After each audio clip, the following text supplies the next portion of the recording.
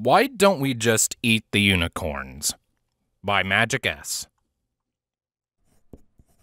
Dear Princess Nightmare Moon, I write to you as your humble servant Applejack. Obviously, you're well aware of the current food crisis.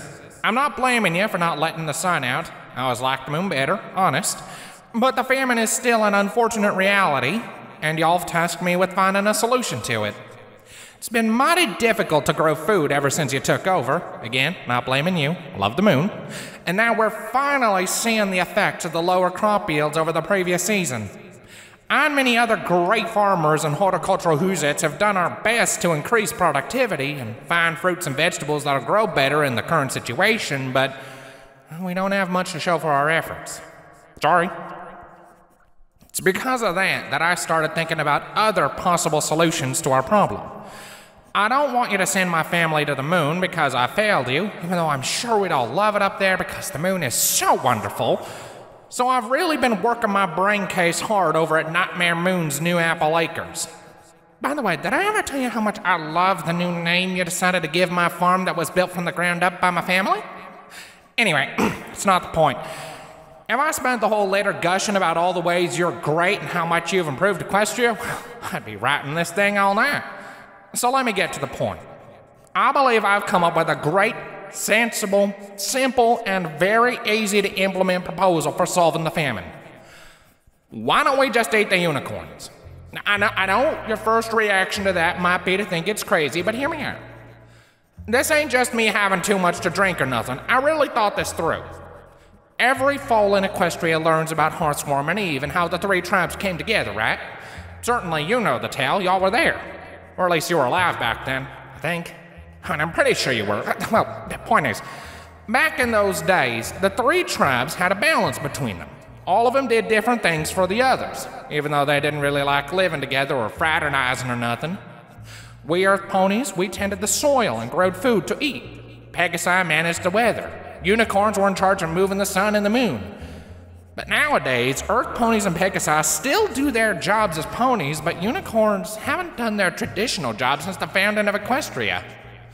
Ever since Celestia, their sister, that other one, came into the picture, well, she took over the duties of raising and lowering the sun. And then when y'all came back, and that I always treasure in my heart, you decided to keep the moon permanently up there. Have I mentioned how much I love going to constantly say the moon yet? You see what I'm getting at, though? We don't use unicorns for nothing. They're kind of just there, aren't they?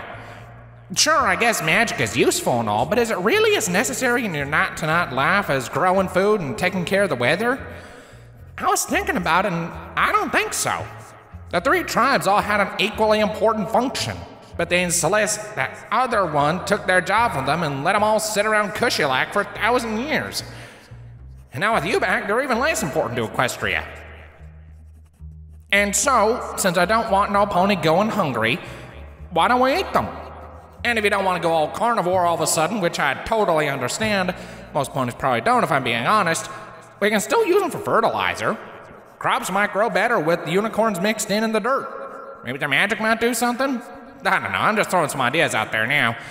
But if we do eat the unicorns, or use them for fertilizer, even if it doesn't help the crops, it'll mean we only have 2/3 as many mouths to feed in Equestria. That'll solve the famine problem right there. Way I look at it, every pony wins. Except the unicorns. But I'm sure if we tell them it's for the better of Equestria, they'll be alright with it. I know I'd be skipping if you told me I was doing something good for you, Princess. That's just how much I and my entire family are loyal to you. We love the moon. So I'll hope you take my proposal into serious consideration and see that there's no need to horribly punish me for failing to successfully grow food in a permanent forever night. Applejack, what the fuck? Rainbow Dash said as she finished reading the letter, lowering it and staring at her friend in slack-jawed disbelief. Look, I was mighty drunk when I wrote that letter. It's not supposed to be a serious thing, you hear? Applejack said. Well, I would hope not, Rarity yelled at her. Eat the unicorns? Use us as fertilizer? Applejack, what is wrong with you? I've been a teensy bit stressed out lately trying to deal with the famine, Applejack said as she bit her lip and rubbed the back of her neck. The three of them were inside Nightmare Moon's castle, Applejack having been called in tonight to hear the princess's response. An angry Rarity had greeted her upon arrival, and then Rainbow Dash had found them and wanted to know what was going on. Applejack then frowned at her castle and friend. Besides, I don't see you coming up with any solutions for it. Rarity spluttered and grew red in the face, clenching her jaw and glaring angrily at Applejack. What? This is not a solution at all either! This is insanity! Rarity growled and ripped the letter from Rainbow Dash's hooves, tearing it to pieces. I cannot believe you would ever write something like this even when inebriated! What about Sweetie Belle? And Apple Bloom? I do feel real bad about that, Applejack wilted. Oh, I'm sure you do, but not nearly as bad as I feel right now. To think you actually gave the princess that letter! Rarity stomped a hoof. I wasn't meaning on actually sending it to her, but I guess I kinda forgot about that when I hit the cider a little bit too hard. Applejack awkwardly grinned. And thanks to you being the agricultural minister of Ponyville, the letter got sent straight to Nightmare Moon without any pony fussing about it at all. What if she actually decides to implement what you proposed, Applejack? Rarity yelled. Do you realize that after reading the letter, she casually gave it to me and told me to call you here while she wrote up an answer? Do you know how paranoid this is making me? Look, Rarity, I know the proposal wouldn't be good for you, but do you really think Nightmare Moon's crazy enough to go through with it? Applejack asked her. Both Rarity and Rainbow Dash just stared blankly back at her. Well, yeah, Applejack coughed. Sorry, that was a real dumb thing to say. Only one of many dumb things from you as of recently, it seems, Rarity said. Yeah, I'm gonna have to agree with Rarity on this one, Rainbow Dash said. Hey, I really did spend all night thinking about this stuff, Applejack frowned. I think the proposal makes a lot of sense. It's just horrible. Using unicorns as fertilizer does not make sense! Rarity yelled so loudly she almost shook the walls. Her bun was starting to come undone from pure frustration.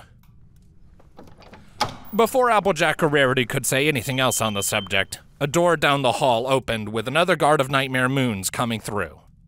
He had an envelope held in his mouth, and he walked straight towards Applejack while not paying any attention to the other two at all. Stopping in front of her, he leaned his head down so she could easily take the envelope from him.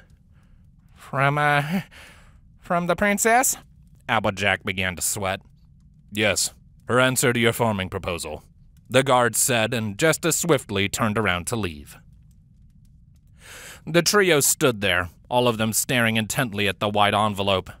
For one of them in particular, that envelope could very possibly hold a future of horrible death. Well, Rarity, even if Nightmare Moon does agree with my suggestion, she still really likes you, so I'm sure you and Sweetie Belle will be spared. Applejack chuckled uncertainly. Somehow, Rarity grew paler, and her pupils shrank down to pinpricks so she stared at Applejack. Rainbow rolled her eyes and grabbed the envelope. Just give me that. I'll open it. She tore the top of the envelope off and opened up the letter inside, Applejack and Rarity squeezing in beside her to read it. As it turned out, there was only a single short sentence written down. Pony meat doesn't taste good. Signed, Nightmare Moon. Applejack said, and wiped away the sweat on her brow with a smile. Well, ain't that a relief?